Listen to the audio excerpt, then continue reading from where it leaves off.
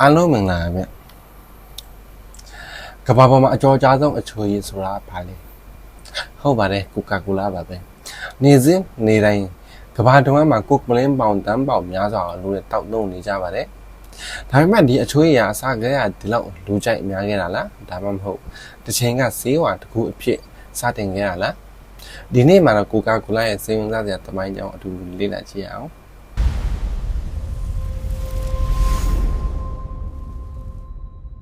ကိုကာကိုလာ1886ခုနှစ်မှာအမေရိကန်ပြည်ထောင်စုအတ္တလန္တာမြို့ဟာဆေးဝါပညာရှင်ဂျွန်စတစ်ပမ်ဘော်ဒန်တည်ထွင်ခဲ့တာပါ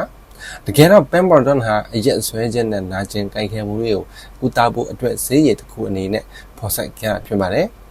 သူဖော်ဆက်လိုက်တဲ့အရည်ဟာကာဗွန်နိတ်ပါတဲ့ရေနဲ့ရောလိုက်တဲ့အခါထူခြားတဲ့အရာသာရှိလာတာပါ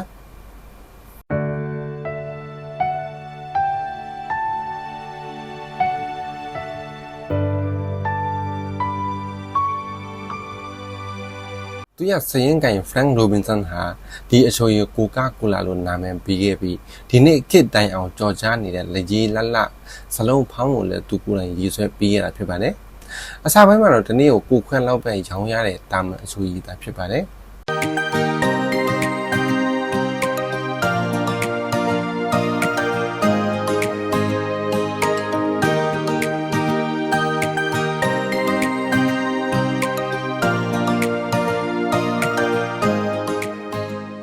1888ခုနှစ်မှာပမ်ဘော်ဒန်ကွယ်လွန်ပြီးနောက်မှာတော့အေရှာဂရစ်ကန်ဒလာဆိုတဲ့လုပ်ငန်းရှင်ဟာကိုကာကိုလာဝယ်ယူခဲ့ပါတယ်။သူကကိုကာကိုလာကိုကဘာကျော်အောင်လုပ်ဖို့အတွက်မားကတ်တင်းနည်းပညာတွေကိုစတင်အသုံးပြုခဲ့ပါတယ်။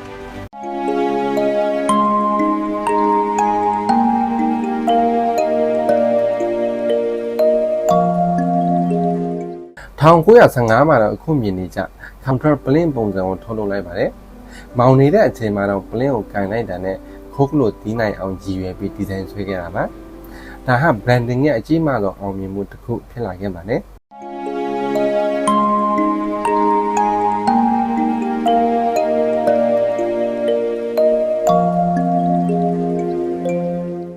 တီထားတဲ့စေဝင်စားစရာအချက်ကတော့အခုခေတ်မှာကျွန်တော်တို့မြင်နေကြဝစ်စုံနေအမွေအမိတွေနဲ့စန်တာကနော့ဆက်ပုံစံကိုလူသိများလာအောင်ကိုကာကိုလာက1930ခုနှစ်တွင်မှာသူတို့ရဲ့ကြော်ညာတွေထက်မှထည့်သွင်းတုံ့ပြန်ခဲ့တာပါ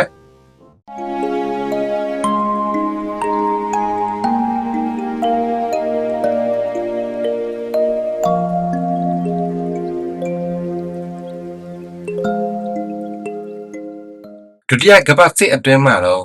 အမေရိကန်စစ်သားတွေနဲ့အတူကမ္ဘာအနှံ့ကိုကိုကာကိုလာပြန်နဲ့ရောက်ရှိသွားခဲ့ပြီးစစ်ပွဲအပြီးမှာတော့ဖို့ကမ္ဘာအကြီးဆုံးအချိုရည်လုပ်ငန်းစုဖြစ်လာခဲ့ပါတယ်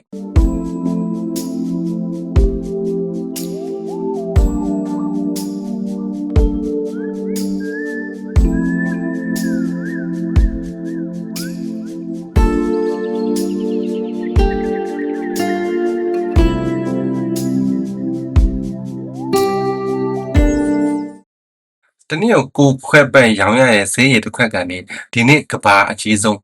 ဘရန်တစ်ခုဖြစ်လာတာဟာစိတ်ကူးယဉ်စရာကောင်းလောက်အောင်ပါပဲ